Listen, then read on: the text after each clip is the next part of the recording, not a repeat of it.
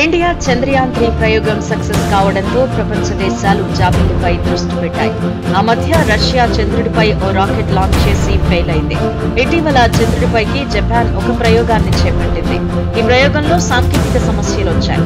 Moon పై lander soft landing కాకుండా తలకిందులుగా land అయింది.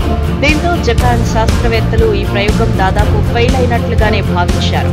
సోలార్ ప్యానెళ్లు కిందికి ఉండడంతో బ్యాటరీలతో పనిచేసిన ల్యాండర్ ఇక తిరిగి పనిచేయదని అంతా భావించారు. కానీ చివరి క్షణంలో అద్భుతం జరిగింది. ఆ ల్యాండర్ లేచింది, తిరిగి తన పనిని ప్రారంభించింది. అంతేకాకుండా ఫోటోను కూడా తీసి భూమి మీదకి పంపించింది. ఈ విషయాన్ని జపాన్ అంతరిక్ష పరిశోధన సంస్థ జాక్సా అధికారికంగా వెల్లడించింది.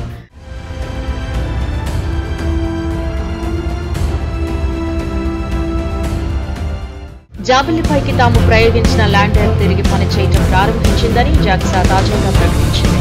చంద్రుడిపై సూర్యుడి గమనం మారడంతో స్లిమ్లోని సోలార్ ప్యానెల్స్ పై సూర్యుడి కిరణాలు పడ్డాయని జాక్సా తెలిపింది. దీంతో ఛార్జింగ్ అయిన స్లిమ్ పనిచేయటం ప్రారంభించిందని తెలిపింది.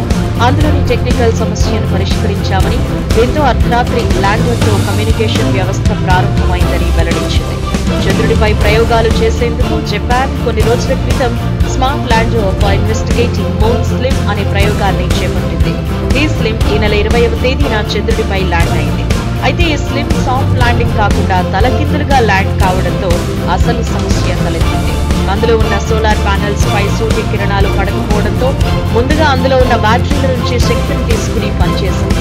అయితే సోలార్ ప్యానెళ్లపై సూర్యకాంతి పడకపోవడంతో విద్యుత్ ఉత్పత్తి నిలిచిపోయి అది పనిచేయకుండా పోయింది.